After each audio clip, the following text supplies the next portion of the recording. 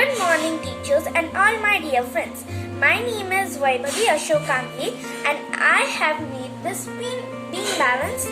It is also called as pan balance.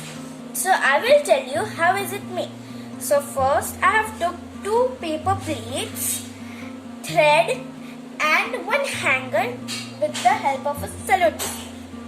Now first I have put holes in the paper plate, and then put thread into it, and then hang that thread to this hanger.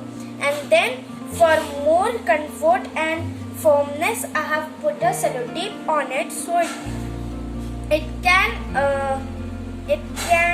balance the weight of the things I will put on it. So now I will test is this pan balance working or not. So let's go.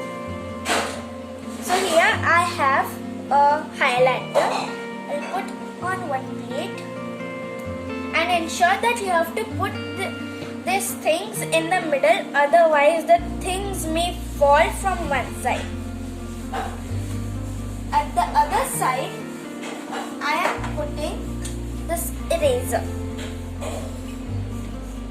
So as you can see, the weight of the highlighter and the eraser is equal.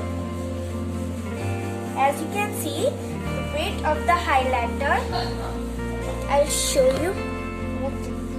The weight of the highlighter and the eraser is equal. So this is meant that the weight of the highlighter and the eraser is equal. Let us do one more example. Doing this is very fun. So you can also try it at home. So here I have 2 sketch pens, 2 color pencils and a pen. I'll put this on one pan. And on one side I will put 1 color pencil and 2 color pencil, 1 sketch pen and 1 pencil with the pen cap on the bottom. Now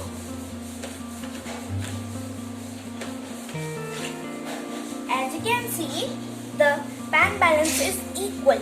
So let us add this eraser on one